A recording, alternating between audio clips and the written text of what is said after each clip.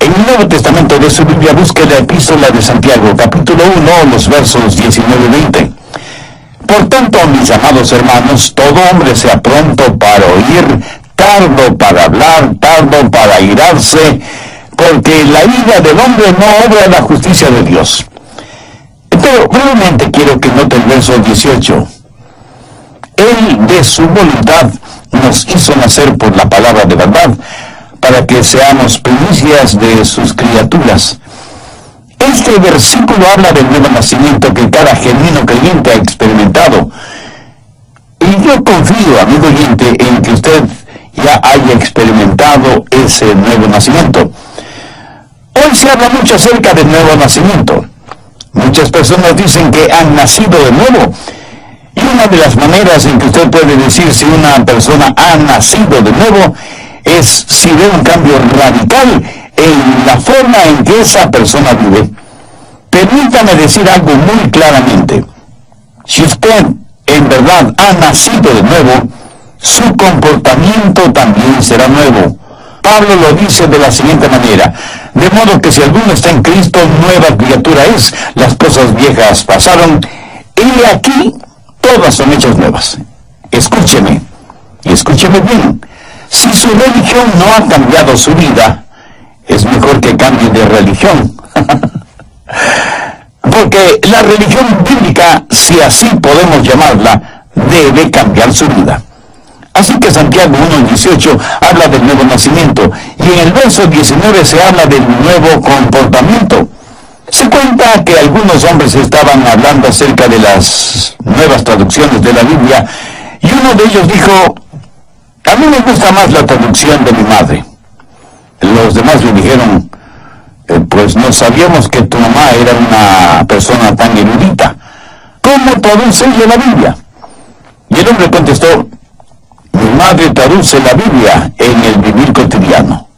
Todos se quedaron en silencio, pensativos, y yo creo que todos necesitamos traducir la Biblia en nuestras acciones diarias. Santiago habla acerca de 3 áreas pertinentes de nuestro comportamiento. Son instrucciones que el apóstol nos da porque somos nacidos de nuevo. Veamos otra vez el verso 19. Por esto, mis amados hermanos, todo hombre sea pronto para oír, o sea, sintonícese, tardo para hablar. Eso quiere decir, baje la voz.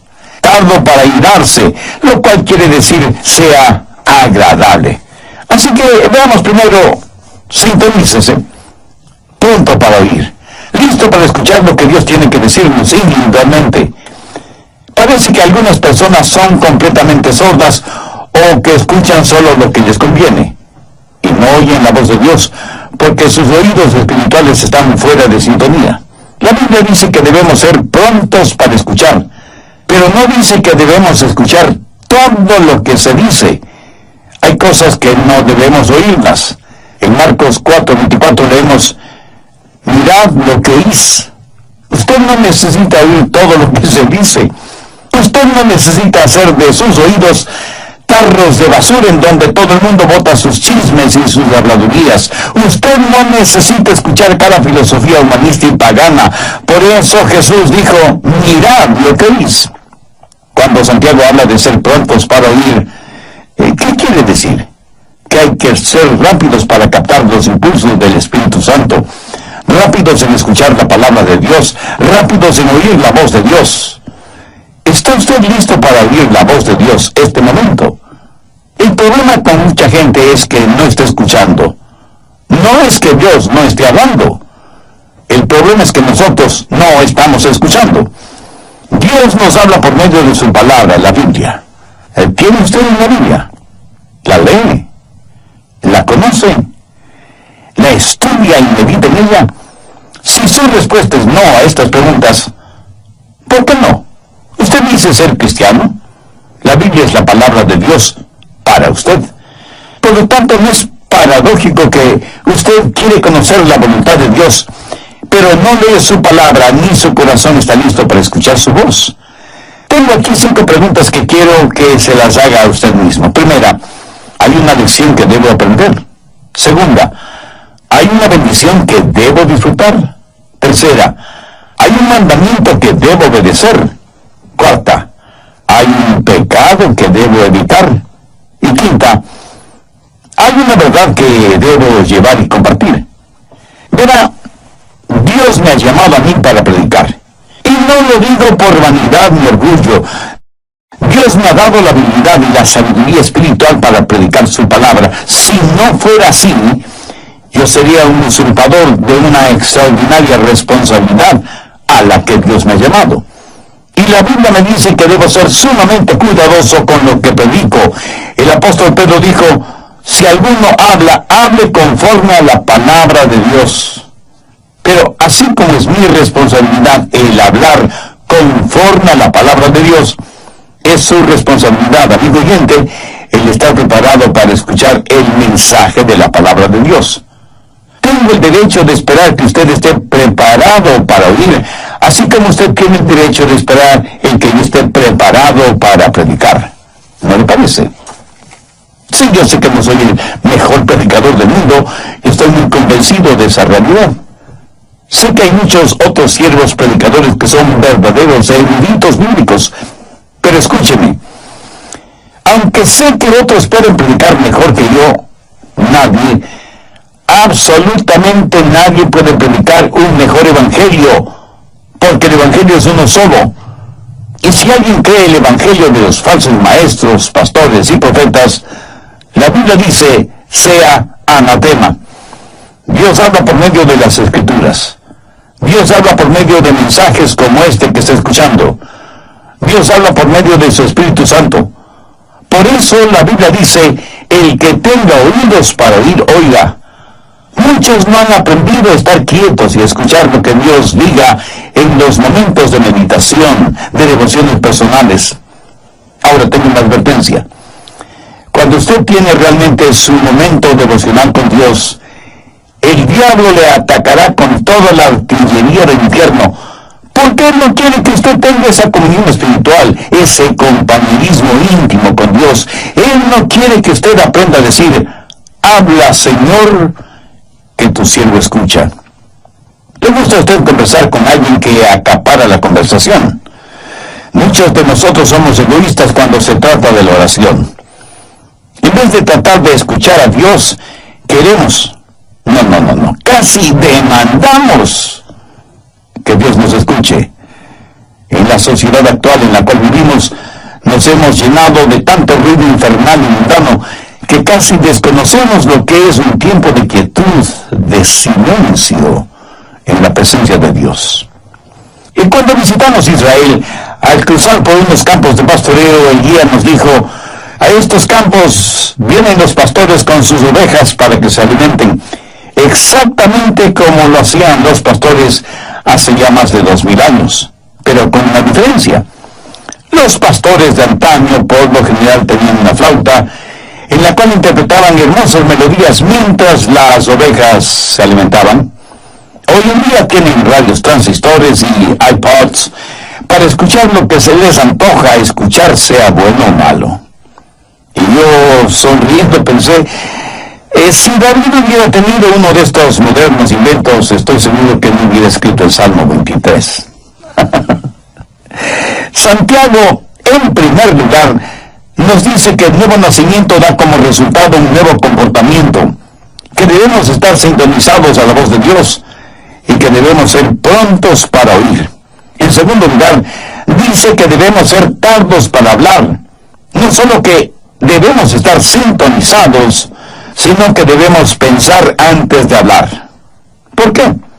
Porque la verdad es que en general hablamos demasiado. Abrimos muchas cosas por equivocación, pero no tan frecuentemente como la boca. Es como si el apóstol estuviera diciendo, no hablen tanto como están acostumbrados a hacerlo. Busque Proverbios 10:19. En las muchas palabras no falta pecado, mas el que refrena sus labios es prudente. Matemáticamente existe la posibilidad de que mientras más hable, más pronto está a pecar con su boca. En Proverbios 17:27 y 28 leemos, el que ahorra sus palabras tiene sabiduría. Aún el necio cuando calla es contado por sabio. El que cierra sus labios es entendido. Muchos de nosotros nos metemos en problemas cuando hablamos. Por eso es mejor tener la boca cerrada. Eclesiastés 5:3 dice: porque de la mucha ocupación viene el sueño, y de la multitud de palabras la voz del necio. Mientras más una persona habla, a veces más proclama la necedad de su corazón.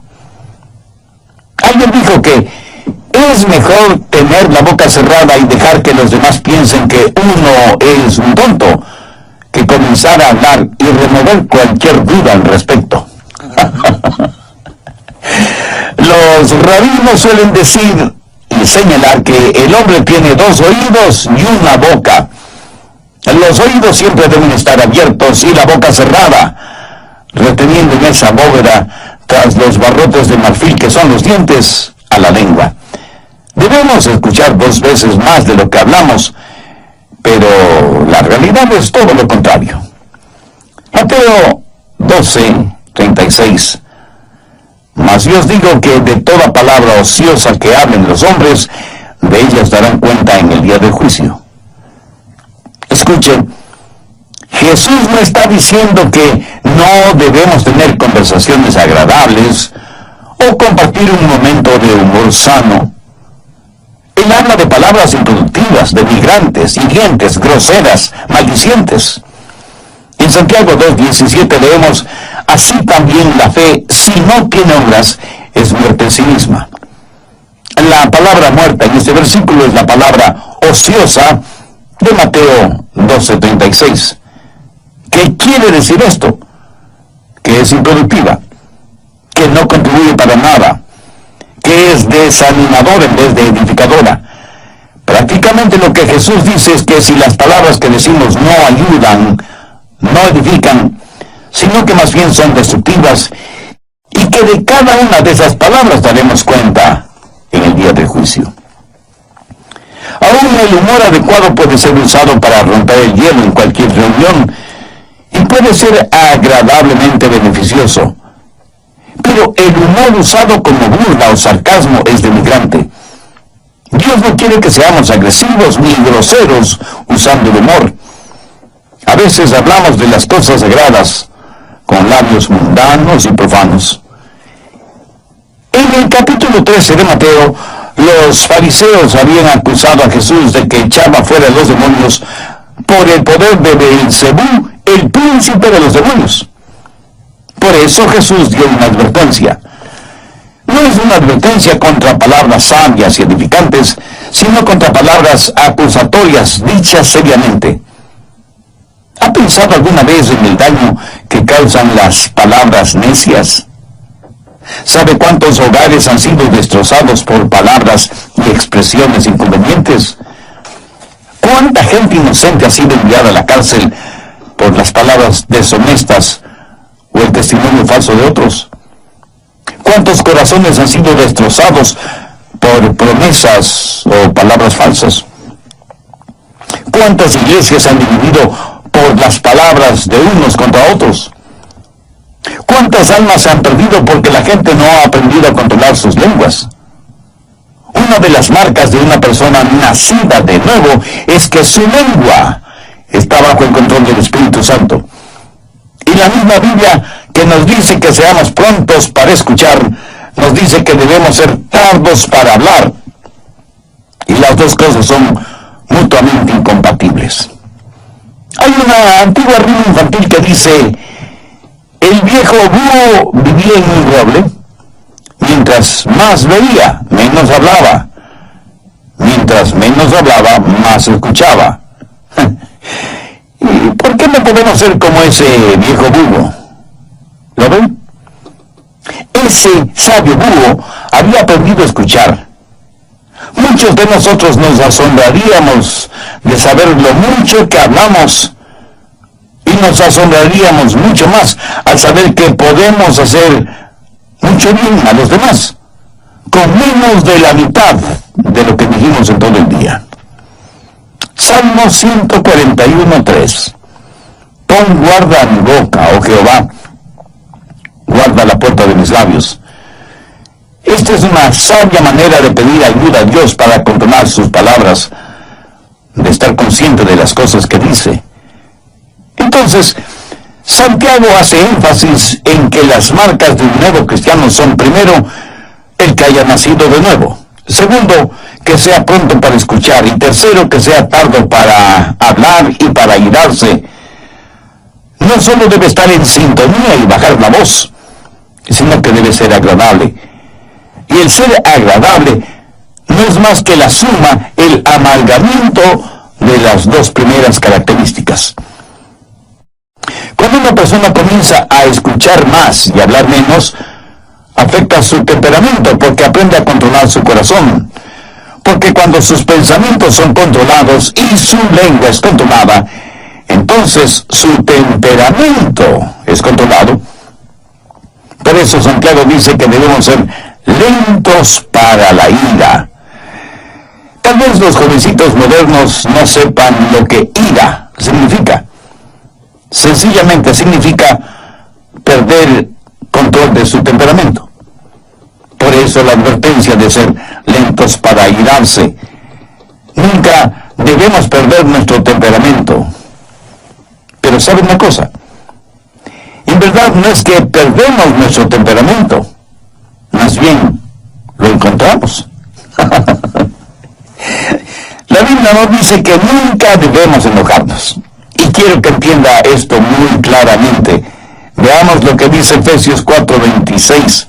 Airaos, pero no pequéis. Es pecado cuando su enojo se transforma en ira. Jesús se enojó, pero no pecó.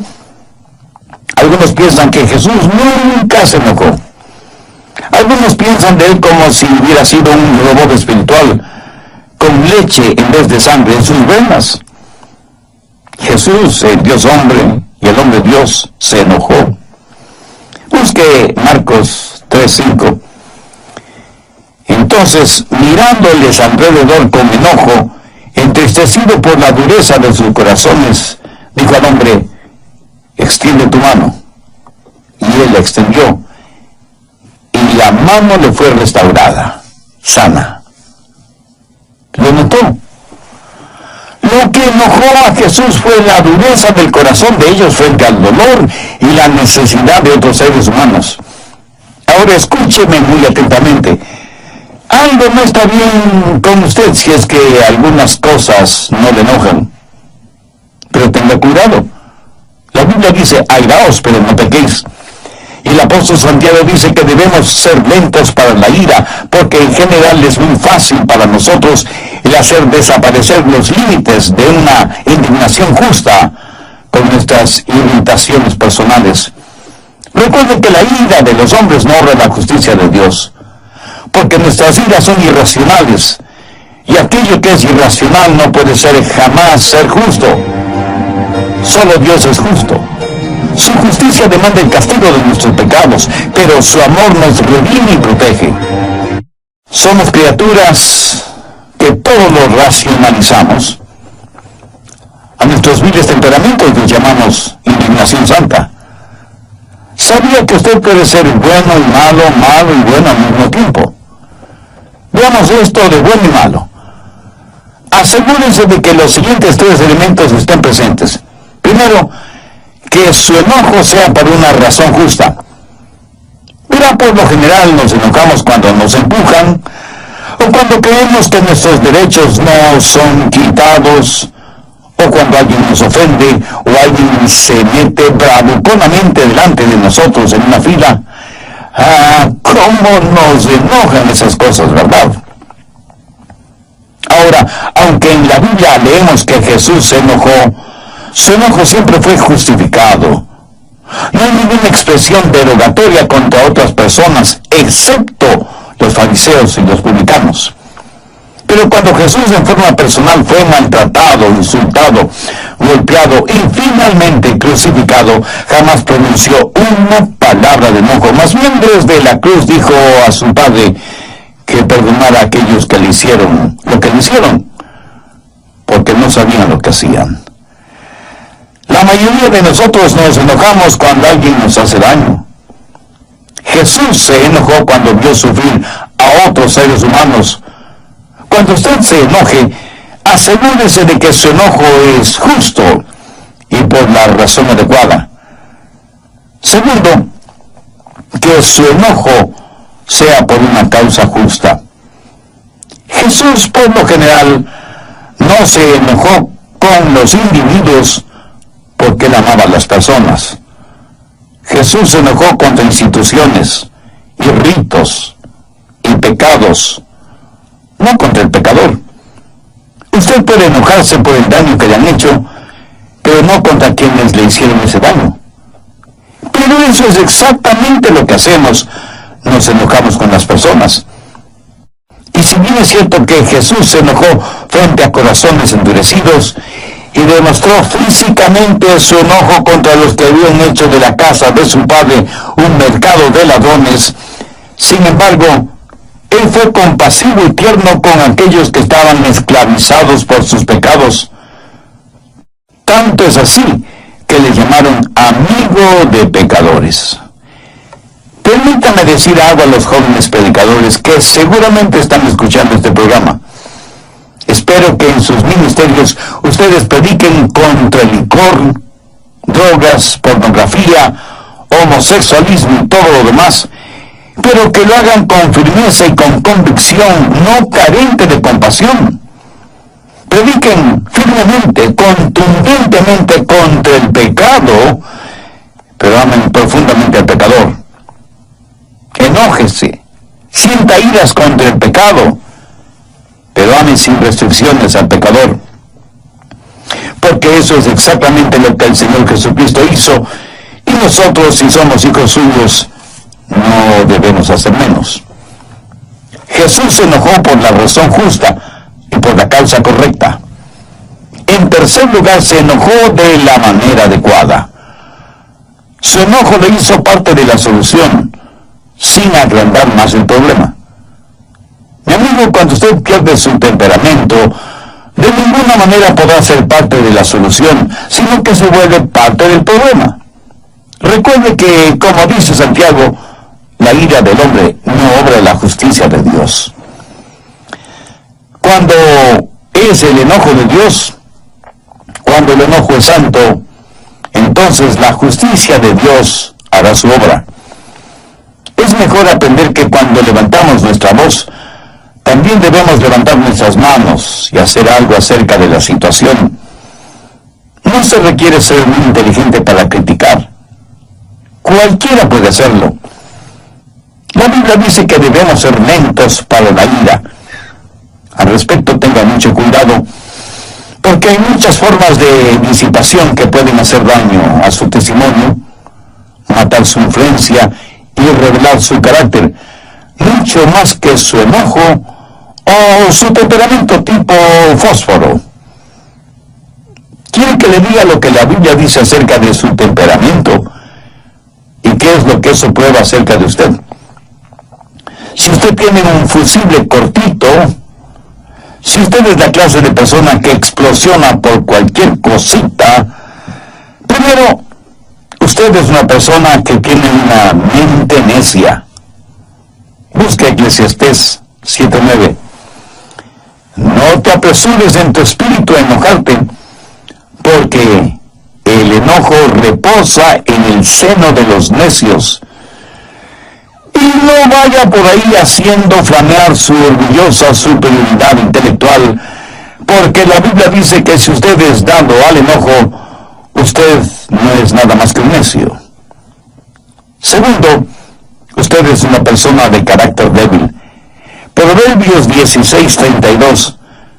Mejor es el que tarda en airarse que el fuerte, y el que se enseñorea de su espíritu que el que toma una ciudad.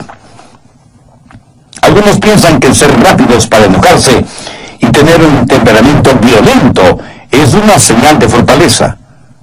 Algunos son verdaderos bravucones en sus casas, rompiendo y tirando las cosas al suelo, golpeando a sus esposas e hijos, manejando su vehículo como un verdadero maniático cuando otro vehículo se le cruza súbitamente en la carretera. Lo que usted considera una señal de fortaleza, en en realidad es un signo de infantilidad, de falta de madurez. Actúa como un bebé con un ataque temperamental. ¿Qué es lo que dice Eclesiastés 16:32? Mejor es el que tarda en airarse que el fuerte, y el que se enseñorea de su espíritu, que el que toma una ciudad. Cuando usted se enoja y pierde el control, está abriendo la puerta a toda clase de pecados que normalmente no los cometería. Dice cosas que usted sabe que no debe decirlas, y hace cosas que usted sabe no debe hacerlas. Busque Proverbios 29:22. El hombre iracundo levanta contiendas, y el furioso muchas veces peca. Cuando usted está furioso, sus pecados se van a multiplicar más de lo que usted piensa. Hará cosas negativas que ya no podrá deshacer. Dirá palabras que usted haría lo que fuera para no haberlas dicho. El momento que usted pierde su ecuanimidad mental, pierde el control de sus palabras y de sus acciones. Pero esto no le disculpa ni justifica delante de Dios. El hombre iracundo levanta contiendas, y el furioso muchas veces peca. Alguien dijo que el enojo es como una piedra lanzada contra un nido de avispas. La analogía es clara y contundente. Sea iracundo y furioso, y se verá atacado por toda clase de pecados o transgresiones. Ahora, ¿cómo enfrentar, cómo manejar el enojo? Pues empiece tratándolo como lo que es: pecado. ¿Sabe que algunas personas se enorgullecen de su temperamento volátil? Y no solo que se enorgullecen, sino que lo razonan, lo justifican y dicen: es que todos en nuestra familia somos pelirrojos. Amigo, es un mito científico aquello en que el color del cabello determina el temperamento. Otros, en cambio, dicen: mi carácter es hereditario, lo temperamental lo heredé de mi padre. Eso puede ser cierto si es que su padre es el diablo. Y unos cuantos más dicen: mis explosiones temperamentales son muy rápidas, me calmo casi enseguida. Un hombre con una subametralladora dispara indiscriminadamente contra una multitud. Ese acto dura solo unos segundos, pero ha dejado muertos y heridos. Y no solo se ha perdido vidas humanas, sino que muchos lugares quedan destrozados. Tratamos de razonar, justificar nuestro enojo, nuestro temperamento. A veces hasta lo minimizamos y hacemos bromas como si fuera algo gracioso. El enojo no es una debilidad, es una maldad. Un temperamento violento tiene que ser visto como un temperamento vil. Y aunque usted no lo crea, lo que usted dice y actúa bajo la influencia de su enojo y su temperamento volátil, eso es lo que usted es. Porque todo esto que está dentro de usted sale a la superficie. ¿Quiere saber lo que hay en su corazón? Pues ponga atención a lo que dice y hace en un momento de enojo. Si usted está lleno de Jesús, Jesús le saldrá hasta por los poros de la piel. Y permítame decirle algo más. Usted no puede juzgar a una persona por lo que es, por sus acciones, porque esa persona puede haber planificado esas acciones. Pero mire sus reacciones a las cosas que no ha planificado, y usted sabrá con toda certeza de qué está llena esa persona. La única manera de controlar un temperamento descontrolado es teniendo el corazón lleno de Jesucristo. Como usted ya se habrá dado cuenta, Santiago es eminentemente práctico al aconsejar. Y aquí encontramos una pequeña pero fuerte cadena de 3 eslabones: sintonizar, bajar la voz y ser agradable. Verá, cuando comienzo a escuchar, cuando dejo de monopolizar la conversación, entonces aprendo a controlar mi temperamento, porque mis pensamientos y mis palabras tienen una forma de animar mi espíritu. ¿Sabía que usted puede animar a su espíritu con sus propias palabras? ¿Sabe que cuando verbaliza cosas buenas, usted se siente bien? Y que cuando verbaliza cosas negativas, usted se siente mal. Muchos de ustedes, si tienen la tendencia a argumentar con su cónyuge, por lo menos sea cuidadoso o cuidadosa con sus palabras. Se sorprendería al saber cómo sus palabras controlan su espíritu. Muchas veces hablamos sin pensar, pero después de que hemos dicho ciertas palabras, la palabra áspera hace subir el furor. Así que cuando escucha más y habla menos, descubrirá que tiene más control sobre su espíritu.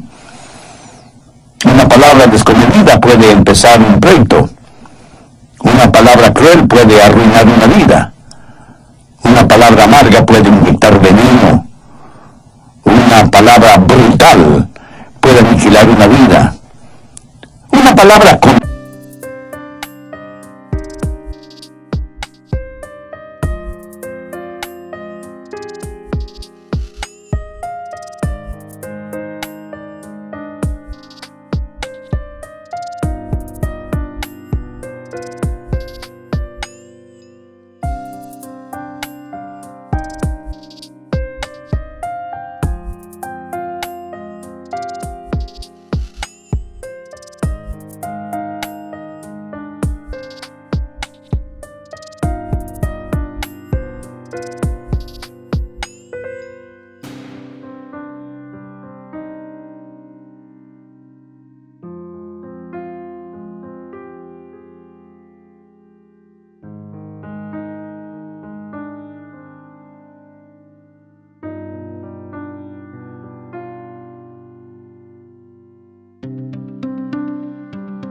medida será como un remedio. Una palabra gozosa puede iluminar el día. Una palabra a tiempo puede sanar heridas. Una palabra de amor es una palabra bendecida. Y todo esto es posible porque hemos nacido de nuevo. Todo es posible por medio del Señor Jesucristo. Mi amigo, escúcheme. Jesucristo no vino para hacernos personas buenitas. Él vino para hacernos nuevas criaturas.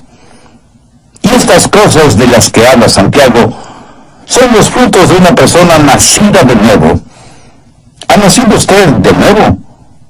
¿Ha recibido a Cristo en su corazón como Salvador y Señor?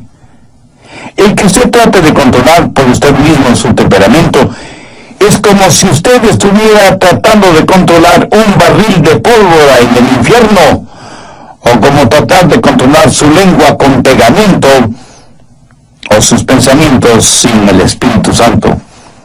Entonces, primero, usted necesita una nueva naturaleza, necesita nacer de nuevo. Dios le ama y tiene un plan para su vida.